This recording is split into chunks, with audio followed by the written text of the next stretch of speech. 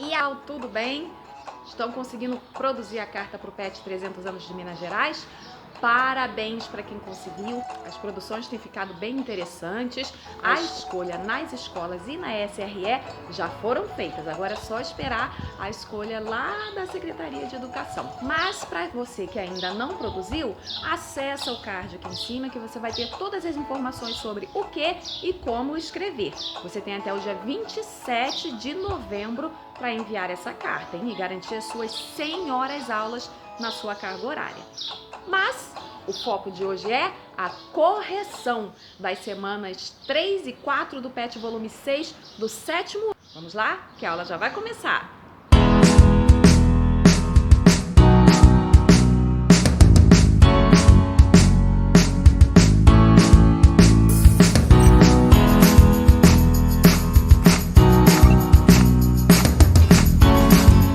Eu sou Andréa Mapa, professora de língua portuguesa, e vou resolver com vocês as atividades das semanas 3 e 4 do PET volume 6 do 7º ano. Semana 3. Unidades temáticas, análise linguística e semiótica e leitura. Nós vamos trabalhar cartas de reclamação. Atividades. Atividade 1. Leia a explicação sobre o gênero carta de reclamação. Se você quiser saber um pouco mais sobre cartas, acesse o card aqui na parte de cima do vídeo e você vai ver vários modelos de carta. A carta de reclamação é utilizada quando o remetente descreve um problema ocorrido a um destinatário que pode resolvê-lo. É considerado um texto persuasivo, pois o interlocutor tenta convencer o receptor da mensagem a encontrar uma solução para o problema apontado na carta. Agora, leia a carta a seguir e responda as questões.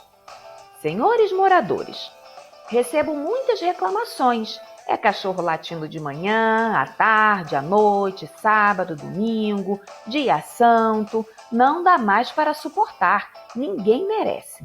Temos direito ao lazer, descanso e ao silêncio. Estejam atentos, cuidem de seus cachorros, principalmente quem tiver mais de um animal, pois de agora em diante, todos os cachorros que latirem fora de hora, sem necessidade, estiverem enchendo o saco nas suas casas ou soltos nas ruas, serão visitados pelo entregador de linguiça, que as distribuirá gratuitamente para que seus animais tenham um sono profundo e não mais perturbem o silêncio alheio.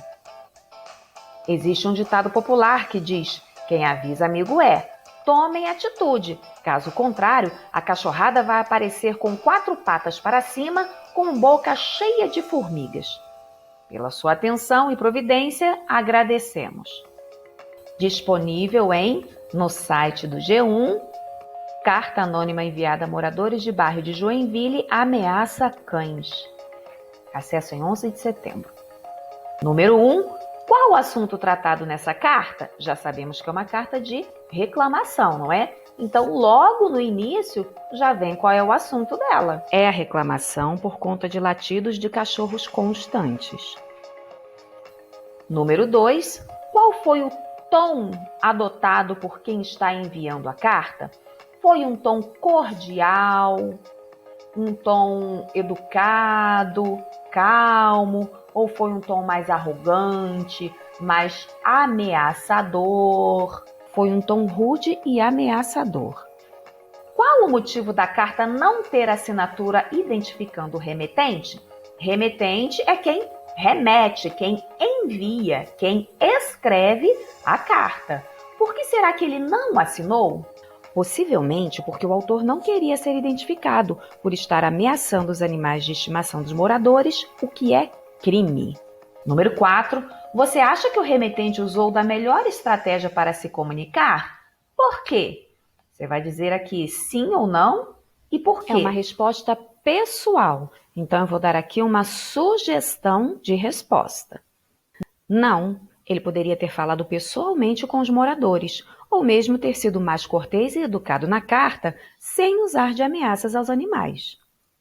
Número 5. Reescreva a carta de reclamação usando um tom respeitoso e adotando palavras menos informais. Olha, você vai reclamar da mesma coisa, que é o latido dos cachorros, mas você vai solicitar, você vai pedir que as pessoas tomem algum tipo de providência sem ameaçá-los. Até aqui não tem muito problema. Ele fala da reclamação dele, depois apresenta um argumento que todos têm direito ao descanso e tal. O problema começa quando ele ameaça e usa enchendo o saco, são expressões muito agressivas. Mais uma vez aqui é uma resposta pessoal, cada um vai escrever da sua forma. Então vou dar uma sugestão. Senhores moradores, recebemos muitas reclamações quanto aos latidos constantes de cachorros. Visto que todos têm o direito ao lazer, descanso e ao silêncio, sobretudo aos fins de semana, após dias de trabalho, pedimos que verifiquem o que tem agitado os animais e tentem acalmá-los. Pela sua atenção e providências, agradecemos. Eu aproveitei o início da carta e substituí o restante, que era considerado rude e ameaçador. Atividade 2. Veja abaixo algumas figuras de linguagem. As figuras de linguagem, elas são usadas quando nós não conseguimos expressar todo o nosso sentimento, todo o nosso pensamento por meio de palavras, no sentido literal, tal qual elas se encontram no dicionário. Então, essas mesmas palavras com sentidos diferentes. E para isso, nós usamos naturalmente as figuras de linguagem. A metáfora é quando você atribui a um ser características de outro. Você diz que um ser é o outro, ou um ser, um objeto, é outro. É uma espécie de comparação, só que nós não usamos palavras comparativas. Então, na metáfora, a gente já diz que é. Então, vamos ler aqui metáfora. A metáfora ocorre quando se faz qualquer comparação sem utilizar expressões que indiquem que uma comparação está sendo feita, como, tanto que, parece, entre outras. Exemplo, você tem uma pedra dentro do peito. Aqui, ele está comparando o coração da pessoa com uma pedra. Por quê? O nosso coração não bate, se movimenta. No linguajar popular, por onde nós sentimos as emoções. Já uma pedra não faz nada disso. Uma pedra é dura, sólida, não se modifica, não é aberta às emoções como deveria ser um coração. Então ele diz que o coração dele é uma pedra. Nós atribuímos ao coração as características de uma pedra. Metonímia. A metonímia ocorre quando se substitui um termo por outro. Essa substituição, porém, é feita pela proximidade de referência entre dois termos. Por exemplo, comeu o prato todo. Não quer dizer que ele comeu o prato, mas sim que ele comeu o que estava dentro do prato. Então, ela acontece quando fazemos relações de conteúdo com o continente, comeu o prato todo, bebeu 2 copos. Ele não bebeu 2 copos, bebeu o que estava dentro do copo. A parte pelo todo, o autor pela obra. Eu adoro ler Machado de Assis. Eu não olho para a foto dele e fico lendo a foto dele. Eu leio as obras do Machado de Assis. Esses são exemplos de metonímia, quando você faz essa relação entre as palavras, em que uma completa ou contém a outra. Hipérbole. Hipérbole corresponde ao uso intencional de expressões muito exageradas para passar uma ideia. Exemplo, que demora! Estou esperando há séculos. Então, hipérbole é quando usamos o exagero propositalmente para causar algum certo tipo de efeito. Estou esperando, aqui no exemplo, estou esperando há séculos. Já falei 1000 vezes e você não entende. Número 1. Agora, circule o trecho da tirinha que apresenta uma metáfora.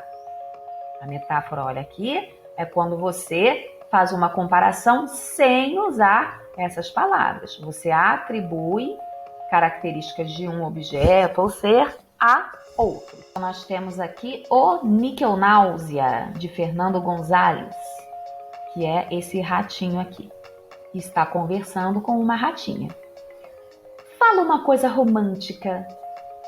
Meu amor é uma caravana de rosas vagando num deserto inefável de paixão. Uau!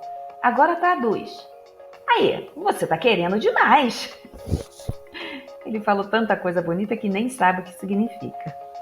Então, o que aqui dessa tirinha, qual a expressão que está sendo usada como uma metáfora? São palavras que foram usadas no sentido figurado e não no sentido literal, no sentido de dicionário. A metáfora está no segundo quadrinho, quando ele diz que o amor é uma caravana de rosas. Sublinhe o trecho da tirinha que apresenta uma metonímia. Metonímia é aquela relação que nós fazemos entre as palavras. Conteúdo, continente, autor pela obra. Vamos ver. Meu pai tem 800 cabeças de gado. E o seu? O meu pai só tem um boi, mas ele está inteirinho. Onde está a metonímia aqui? Será que o pai dele só tem as cabeças do gado? Ou será que ele tem o gado inteiro? A metonímia está no primeiro quadrinho, quando ele troca a parte pelo todo, a cabeça pelo gado inteiro. Número 3. Leia a tirinha e circule o trecho em que apresenta uma hipérbole, ou seja, um exagero proposital. Tô ficando atoladinha, tô ficando atoladinha. Viu como eu canto bem? Aham. Aposto que Elis Regina está morrendo de inveja. Eu sou sinistro. Será que tem uma hipérbole aqui? Um exagero? A hipérbole está no último quadrinho, quando ele diz morrendo de inveja, que é o exagero. Semana 4. Unidade temática, produção de textos. Objeto de conhecimento, textualização, revisão e edição, para produzir esse texto, né? Então, nós vamos produzir um abaixo-assinado. Atividades. Atividade 1. Imagine que em sua cidade a população está dividida em relação ao retorno das aulas. Parte da sua comunidade quer o retorno às aulas e a outra parte acredita que não seja o momento ideal. Para isso, você deverá se posicionar em relação a esse assunto e fazer um abaixo-assinado para reivindicar um posicionamento das autoridades. Então, você vai escrever um abaixo-assinado pedindo para as autoridades se posicionarem, dizerem, olha, as aulas vão retornar por isso, isso e isso, ou as aulas não vão retornar por isso e aquilo outro. Agora, como você vai escrever esse abaixo-assinado? Aqui nós temos a estrutura. Veja a estrutura desse tipo de texto. Abaixo-assinado. Vocativo, a quem você deve dirigir a reivindicação. Corpo do texto, a solicitação e a justificativa da reivindicação. E assinaturas, linhas numeradas para a assinatura das pessoas que desejam participar da requisição. Requisição é um tipo de pedido. Então, essa estrutura é bem parecida com a carta. Temos o vocativo, igual temos na carta, temos o corpo do texto, assim como na carta. A diferença é que várias pessoas assinam e não só um remetente. E por que linhas numeradas? Que é para você saber a quantidade de pessoas que está assinando a carta. Quanto mais pessoas assinarem, mais expressivo vai ser o pedido, vai ser a requisição. É sinal de que um grande número de pessoas estão querendo fazer a mesma requisição. O abaixo-assinado é um texto expositivo argumentativo. O que isso quer dizer? Que ele expõe um problema, uma necessidade e apresenta argumentos para que essa necessidade seja atendida, para que esse problema seja resolvido. Então, como todo texto argumentativo, ele tem que ter introdução, desenvolvimento e conclusão. Ele vai representar um grupo de pessoas com um objetivo comum, com uma necessidade em comum. Então, como a carta, ele tem o vocativo, que é para quem você vai endereçar essa carta, para quem, do abaixo-assinado, para quem você acha que vai resolver o problema que você vai apresentar. O primeiro parágrafo na introdução, geralmente você se apresenta o seu grupo, o grupo que você está representando, e vai descrever qual é o problema que vocês estão precisando resolver. No desenvolvimento, você vai apresentar os argumentos para que a pessoa, o responsável a resolver esse problema, seja persuadido a atender a solicitação de vocês. E por fim, na conclusão, vocês vão reafirmar com veemência a necessidade da resolução desse problema. É imperativo que esse problema seja resolvido. Para tal, abaixo assinamos e vem a lista das assinaturas. A lista numerada. Por que lista numerada? Porque você já vai contando quantas pessoas estão assinando. Quanto mais pessoas assinarem, melhor. Maior vai ser a coletividade e mais expressivo vai ser essa solicitação. 1. Agora é a hora de criar o seu abaixo-assinado. Você deverá iniciar o seu texto para quem será destinado o seu abaixo-assinado. Em seguida, escrever a sua solicitação e justificativa. É fundamental ter argumentos consistentes para convencer as pessoas sobre a importância do que está sendo solicitado no abaixo-assinado. Depois, convença seus familiares a assinarem a sua reivindicação. Então, você vai seguir esta estrutura aqui. Excelentíssimo senhor secretário de saúde, sou José da Silva e represento a Associação de Moradores do Centro. Considerando os rumos que tem tomado a flexibilização das medidas de isolamento social em diversas cidades, venho expor que a população local está dividida em relação ao retorno das aulas. Alguns pensam que o retorno é urgente, pois não veem quaisquer riscos de contágio. Além disso, não podem ficar com as crianças por mais tempo em casa, uma vez que precisam trabalhar. Outros acham que a volta às aulas seria bom para o psicológico das crianças, visto o tempo que estão longe dos colegas de classe. Por outro lado, sentem-se ameaçados por uma possível nova onda de contaminação. É urgente que Vossa Senhoria se pronuncie e esclareça a população a respeito do assunto. Certos do atendimento de nossa demanda, abaixo assinamos. Varginha, 20 de novembro de 2020.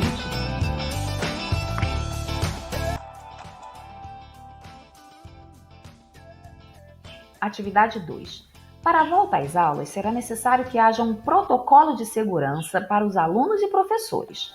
Imagine que você representa os alunos na comissão de planejamento de retorno das aulas e que vocês estão elaborando um regimento de como os alunos, professores e funcionários deverão se portar no regresso. Escreva abaixo 8 regras que deverão ser adotadas de forma individual e coletivamente pelas pessoas. Então, ficou claro o que vocês vão fazer? Vocês vão fazer uma lista, um protocolo de segurança. O que é protocolo? Lista de instruções que você deve seguir, regras que você deve seguir. Então, o que você acha que cada um e todos devem fazer para que haja um retorno das aulas com segurança? Aqui é mais uma resposta pessoal. Cada um vai pensar nas melhores regras que poderiam ser adotadas para o seguro retorno. Eu vou dar aqui uma sugestão. Primeira regra: o uso de máscara obrigatório em todas as dependências da escola em todo o tempo de permanência na mesma. Ou seja, todo mundo que estiver dentro da escola vai ter que usar máscara o tempo inteiro. Segunda regra: higienizar as mãos ao entrar, tanto na escola quanto nas salas de aula. Entrou na escola, passa álcool gel na mão. Entrou na sala de aula, também. 3. Manter distância segura entre os colegas e os professores, dentro da sala de aula e nos pátios durante os intervalos e recreio. Ou seja, distância segura sempre. Quarta regra, não compartilhar material escolar, como lápis, borrachas, apontadores, canetas, etc. Cada um com o seu material. Número 5, higienizar as mãos com álcool em gel também ao sair da sala de aula. Pode ter havido algum tipo de contato, na sala de aula, acidental, enfim. Saiu da sala de aula, mais uma vez passa álcool em gel. Número 6, evitar contato físico. Cumprimentar-se com os cotovelos e ou os pés. Aqueles cumprimentozinhos que vocês já devem conhecer. Para substituir o abraço, o beijinho, o aperto de mão, infelizmente. Número 7, não compartilhar alimentos ou bebidas. Nada de ficar passando de mão em mão o pacotinho de biscoito, nada disso. E a última, mas não menos importante, evitar aglomerações na porta da escola e das salas de aula. Nada de ficar com aqueles grupinhos de conversa um perto demais do outro, nem na hora da entrada, nem na hora da saída. Terminamos aqui então a correção das semanas 3 e 4 do PET volume 6 do 7º ano. Não esqueçam da carta do PET 300 anos. Vocês têm até o dia 27 de novembro para enviá-las. Mantenha firme uma rotina de estudos para ficar com suas atividades em dia e envie tudo aos seus professores. Não deixe nenhuma matéria para trás. Afinal, além de completar sua carga horária, elas vão te preparar para a avaliação, o que vai interferir diretamente na sua aprovação no final do ano. Continue mantendo o isolamento social, fique em casa, só saia em casos de necessidade. Continue lavando bem as mãos com água e sabão, se não tiver, use álcool gel. E não se esquece de se inscrever no canal. Então, continue em casa, mantenha-se seguro. Precisou sair? Use máscara corretamente, tapando bem o nariz e a boca. Até mais, até o próximo vídeo.